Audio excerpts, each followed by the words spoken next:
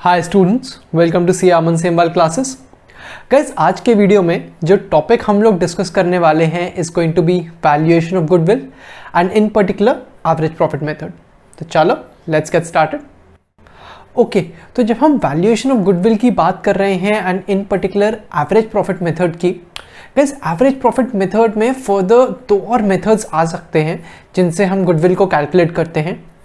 The first one is going to be simple average profit method and the second one is going to be weighted average profit method.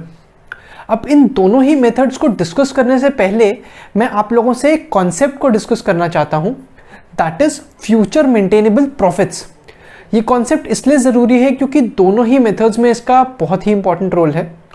तो future maintainable profits is nothing but past में जो भी profits हमने कमाए हैं उनमें से हम अगर कोई भी नॉन रेकरिंग चीज़ अगर हुई है, ऐसी कोई भी चीज़ जो कि बार बार अकर नहीं होगी, नॉन रेकरिंग इन नेचर है, उसके इम्पैक्ट को अगर हम एलिमिनेट कर देंगे, एज वेल एज अगर कोई भी रेक्टिफिकेशन करनी है हमें पास्ट प्रॉफिट्स में, अगर हम उसको इनकॉर्पोरेट कर लेंगे तो अकॉर्डिंगली जो हमें प्रॉफिट्स मिलेंगे they are going to be our future maintainable profits.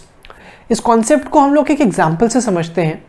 तो सपोज जैसे कि आप अभी अपनी स्क्रीन पे देख सकते हैं, आपको पास्ट प्रॉफिट्स दे रखे हैं पिछले 3 साल के, और क्वेश्चन ने आपको बहुत क्लियरली बता रखा है कि इन वन पर्टिकुलर ईयर हमको 40,000 रुपीज़ का जो है इंश्योरेंस क्लेम मिला था, right. And at the same point of time 2014 की अगर बात करें तो उसका जो क्लोजिंग स्टॉक था वो 10,000 रुपीज़ से ओवर वैल्यूड था। अब ये पूरे के पूरे क्वेश्चन को इवैल्यूएट करके आप ये तो समझ ही सकते हैं कि जो 40,000 का अमाउंट हमें मिला है 2015 की अगर मैं बात करूं, वो इंश्योरेंस क्लेम का amount non recurring in nature है, बट जो 2015 का प्रॉफिट हमने कैलकुलेट कर रखा है उसमें वो ऑलरेडी इंक्लूडेड है।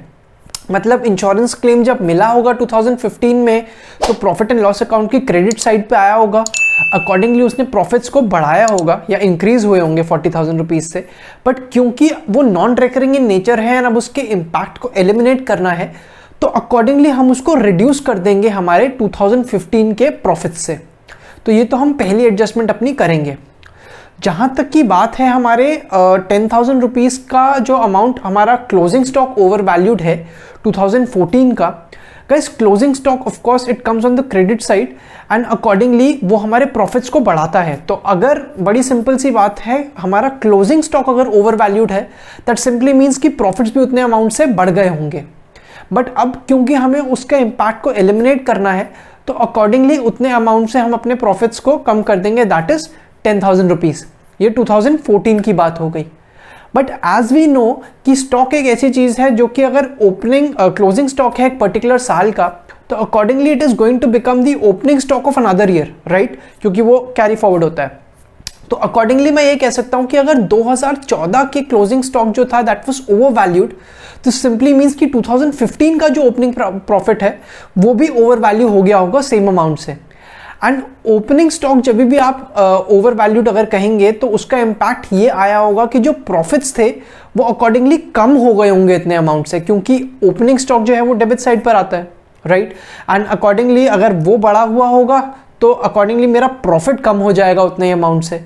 तो इस इम्पैक्ट को एलिमिनेट करने के लिए अकॉर्डिंगली हम लोग 2015 के जो हमारे प्रॉफिट्स हैं जिसमें ओपनिंग स्टॉक आ रहा है उसको उतने ही अमाउंट से जो कि 10,000 रुपीज़ है हम लोग बढ़ा देंगे। एंड अकॉर्डिंगली जो फाइनल सोल्यूशन होगा वुड बी समथिंग लाइक जो अपनी स्क्रीन पे देख सकते हैं कि 40,000 का इम्पैक्ट जो हमारा इंश्योरेंस का था उसको हमने अकाउंट फॉर कर लिया, एडजस्ट कर दिया। एंड जो हमारा opening stock and closing stock की भी एडजस्टमेंट्स थी 2014 एंड 15 में, they have also been taken into consideration and accordingly जो प्रॉफिट्स अब मेरे आएंगे they will be future maintainable profits.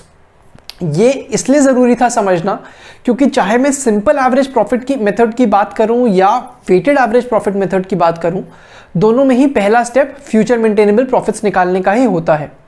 Coming to our first method, simple average profit method, पहला step जैसे कि मैंने बोला is going to be to calculate future maintainable profits, जो कि आप लोगों ने देख लिया कि कैसे निकलते हैं।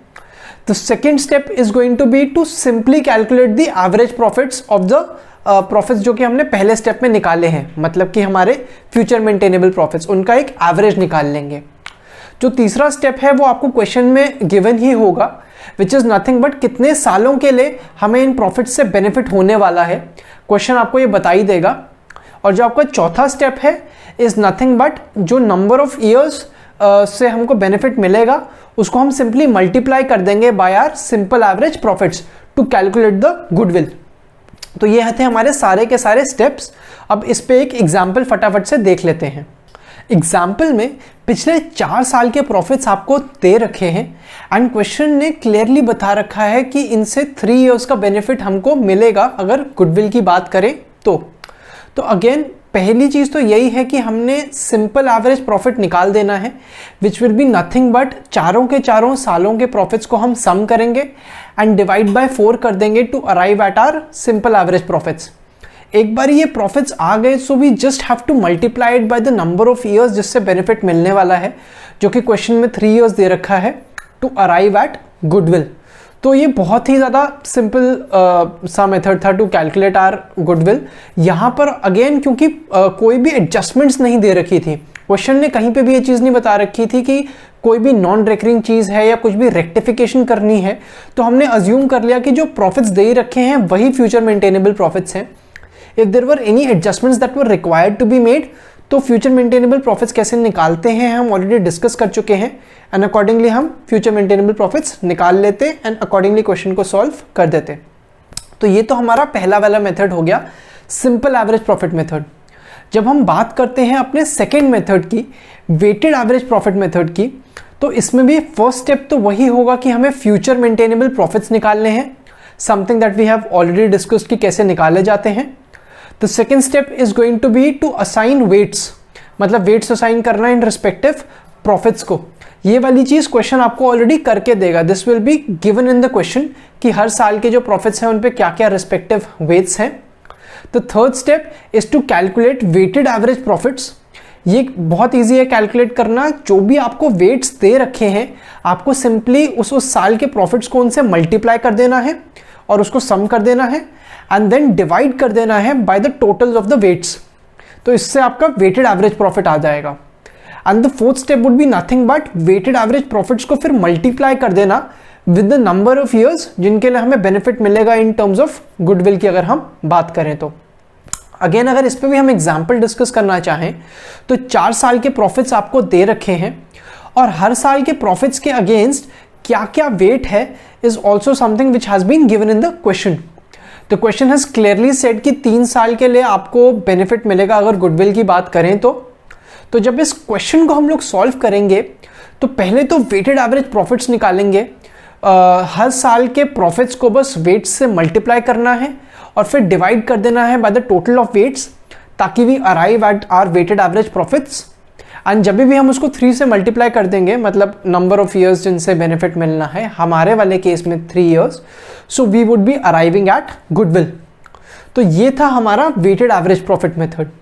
दोनों मेथड्स हमने डिस्कस कर लिए under the average profit method, but again मैंने जो आपको भी एग्जांपल्स डिस्कस करे उसमें फ्यूचर मेंटेनेबल प्रॉफिट्स के रिगार्डिंग कोई एडजस्टमेंट्स नहीं थी।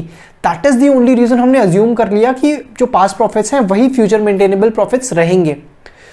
क्वेश्चन में आपके लिए the treatment can be a bit different. अगर एडजस्टमेंट्स गिवन होंगी तो पहले आपको उन एडजस्टमेंट्स को करना है एंड देन अपने रिमेनिंग स्टेप्स को फॉलो करना है। That's it from me as far as this video is concern. Thank you so much for watching. Until next time, bye bye.